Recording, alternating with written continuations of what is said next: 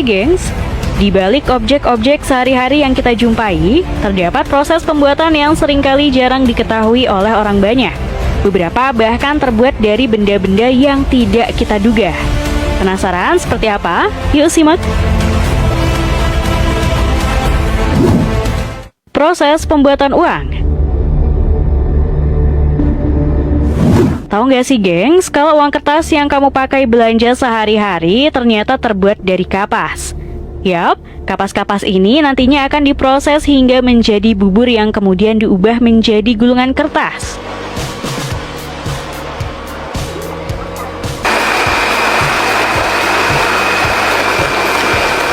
Gulungan kertas yang sudah siap ini kemudian akan diberi tanda air yang akan kelihatan jika diterawang atau terkena sinar UV.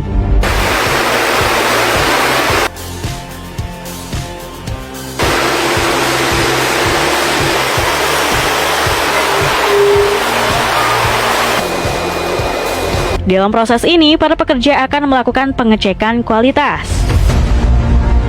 Barulah tahap selanjutnya, gulungan kertas ini ditambahkan benang pengaman sebagai bukti keaslian uang.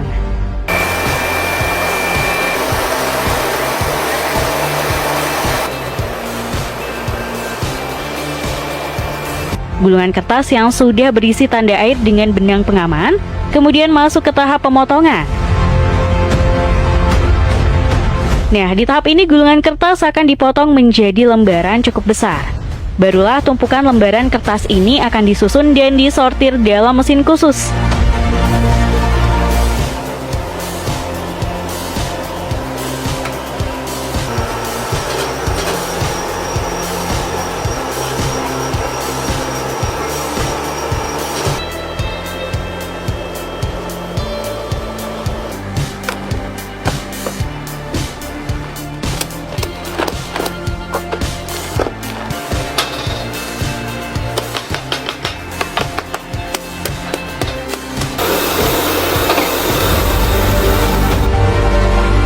Di tahap ini lembaran kertas akan melewati proses pemberian warna dasar uang.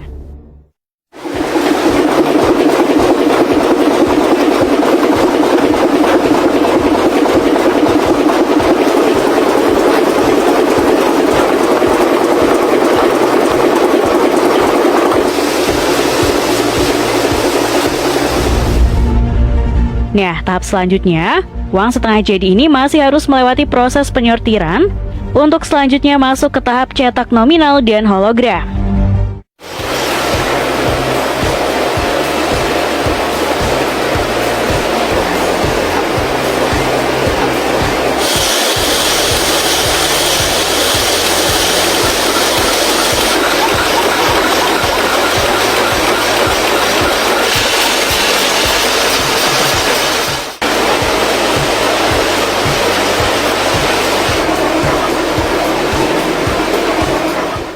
Baru selanjutnya uang setengah jadi ini akan masuk ke proses finishing.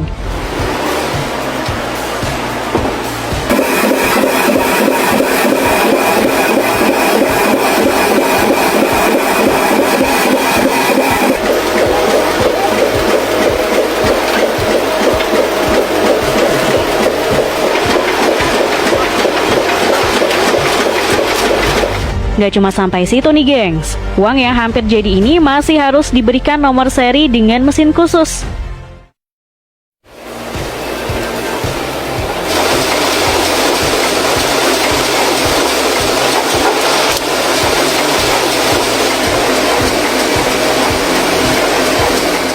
Barulah di tahap akhir, lembaran uang yang sudah jadi ini akan masuk ke proses pemotongan dan pengepakan. Dan uang pun siap untuk disetorkan ke bank sentral.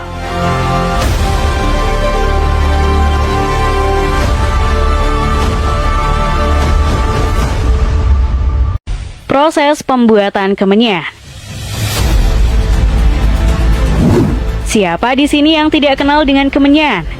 Yap, benda sejenis wewangian yang dibakar ini identik dengan hal berbau klinik dan horor. Tapi tahu nggak sih gengs, kalau kemenyan ternyata terbuat dari getah pohon? Yap, Kemenyan yang juga dikenal sebagai frankincense dalam bahasa Inggris, ternyata berasal dari getah kering yang diekstrak dari pohon-pohon tertentu, terutama dari genus Boswellia. Seperti kemenyan dari Ethiopia ini yang berasal dari pohon Boswellia papyrifera. Prosesnya dimulai dengan menyadap getah pohon Boswellia. Mereka akan menggores kulit pohon agar getahnya keluar. Getah tersebut nantinya akan mengering dan dalam 15 hari, getah kering ini pun akan dikumpulkan. Barulah kemenyan ini disortir sesuai kualitas serta ukuran dan siap dikirim ke pasaran. Kemenyan-kemenyan ini umumnya digunakan untuk berbagai keperluan termasuk ritual keagamaan. Proses obat nyamuk bakar. Kamu pastinya pernah pakai obat nyamuk bakar nih, gengs. Tapi tahu nggak, kalau obat nyamuk bakar yang mampu mengusir nyamuk ini justru terbuat dari bahan-bahan yang alami. Yap, obat nyamuk bakar ternyata dibuat dari campuran 4 bahan alami, yakni serbuk kayu putih, serbuk sereh, serbuk kunyit, serta serbuk tempurung kelapa. Bahan-bahan tersebut selanjutnya akan dicampur menjadi satu dengan mesin. Barulah ditambahkan minyak pewangi serta pewarna.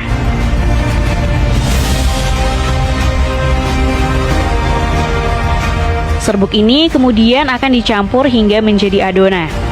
Adonan inilah yang kemudian diproses menjadi lembaran-lembaran. Lembaran adonan obat nyamuk ini selanjutnya akan masuk ke proses pemotongan dan pencetakan.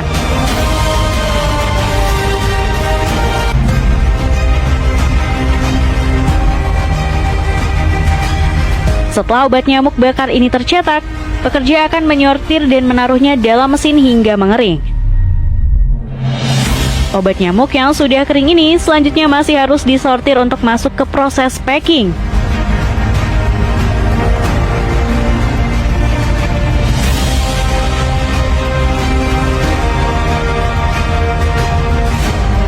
Uniknya nih, gengs, sebelum obat nyamuk bakar dijual di pasaran, mereka akan melakukan tes terlebih dahulu. Obat nyamuk ini dites dengan cara dibakar di dalam kotak kaca khusus, di mana setelah beberapa saat, toples berisi nyamuk akan dilepaskan di dalamnya. Dan hasilnya bisa terlihat, nyamuk-nyamuk ini pun tumbang berjatuhan.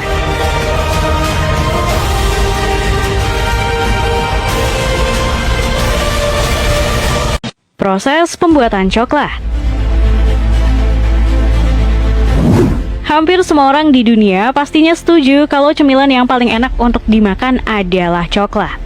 Tapi tahu nggak sih, gengs, dengan proses pembuatan cemilan coklat yang bisa kamu makan? Ternyata cemilan coklat ini berasal dari biji buah dari pohon kakao. Pohon kakao yang sudah siap panen akan dipetik dan diambil bagian bijinya.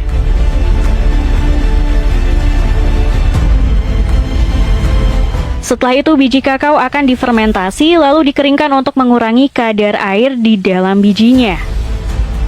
Langkah selanjutnya, biji kakao akan dipanggang untuk dikembangkan rasa dan aroma coklat yang lebih mendalam. Suhu dan durasi pemanggangan bervariasi tergantung pada jenis coklat yang ingin dihasilkan.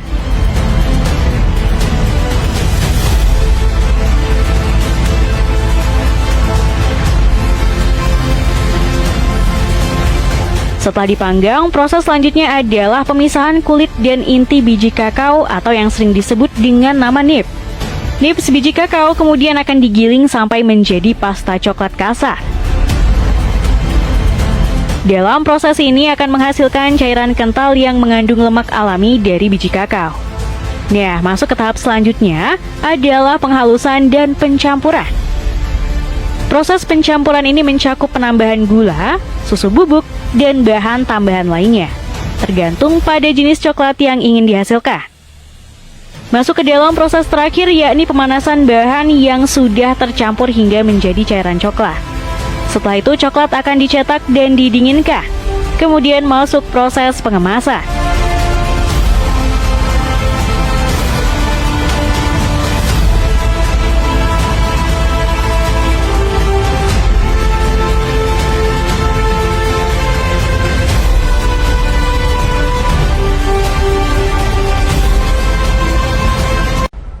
Proses pembuatan semen. Mungkin sebagian besar dari kalian sudah tahu mengenai salah satu bahan untuk bangunan, yakni semen. Nah, tapi apakah kalian sudah pernah melihat proses pembuatan semen? Proses pembuatan semen diawali dengan penggalian bahan baku utama untuk pembuatan semen, yaitu batu kapur dan tanah liat. Bahan-bahan tersebut biasanya dicari dan diekstraksi dari tambang. Bahan-bahan yang diambil dari tambang selanjutnya dihancurkan menjadi ukuran yang lebih kecil menggunakan alat seperti crusher. Tujuan dari tahap ini adalah untuk menghasilkan butiran yang lebih halus agar proses selanjutnya menjadi efisien. Setelah dihancurkan, bahan baku disimpan dalam tempat penyimpanan sementara sebelum digunakan dalam proses selanjutnya. Bahan baku dari penyimpanan tersebut kemudian dicampur dalam proporsi yang tepat. Pencampuran ini biasanya terdiri dari batu kapur, tanah liat, pasir silika, dan biji besi. Campuran ini kemudian digiling hingga menjadi bubuk halus, hingga menghasilkan raw meal atau bahan baku mentah. Raw meal ini kemudian akan dipanaskan untuk menghilangkan kelembapan yang ada dalam bahan baku, serta mengurangi kadar airnya. Setelah itu, bahan tersebut kemudian akan dimasukkan ke dalam tanur putar yang bersuhu sangat tinggi untuk mengubahnya menjadi klinker. Klinker sendiri adalah butiran kecil yang terbentuk dari bahan baku setelah mengalami reaksi kimia yang kompleks. Setelah itu masuk ke proses terakhir, di mana klinker yang dihasilkan dari tanur putar kemudian digiling bersama dengan bahan tambahan seperti gypsum. Tujuan dari penggilingan ini adalah untuk menghasilkan semen halus yang siap untuk digunakan.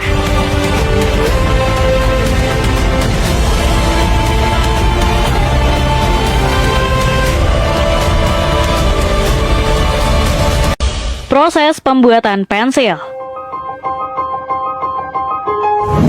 Salah satu alat tulis yang paling banyak dijumpai dan juga dipakai adalah pensil. Nah, faktanya, proses pembuatan pensil yang biasa dipakai tersebut ternyata memiliki proses keren dengan mesin yang canggih. Seperti proses pembuatan pensil dari salah satu brand ternama yakni Faber-Castell berikut ini. Proses awal pembuatan pensil diawali dengan mencampurkan grafit atau karbon dengan tanah liat. Kedua bahan tersebut kemudian dimasukkan ke dalam sebuah wadah khusus. Setelah tercampur rata, bahan itu akan masuk ke dalam mesin pres dan dibentuk untuk menjadi isian pensil. Langkah selanjutnya, isian pensil itu diambil dan masuk ke proses pengeringan. Setelah kering, isian pensil ini dimasukkan ke wadah khusus, kemudian dibakar.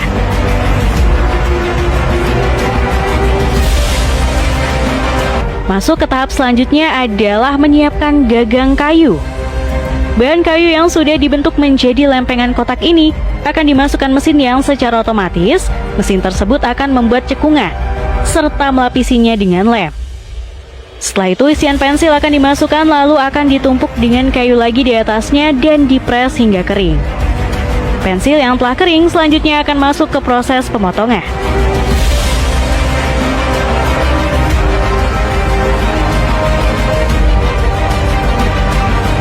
Nah, pensil-pensil yang telah jadi ini kemudian akan masuk ke proses pengecatan dan pemberian stempel logo dan keterangan. Proses terakhir, pensil-pensil ini akan diuji kualitasnya dan jika lulus akan di-packing dan siap dijual.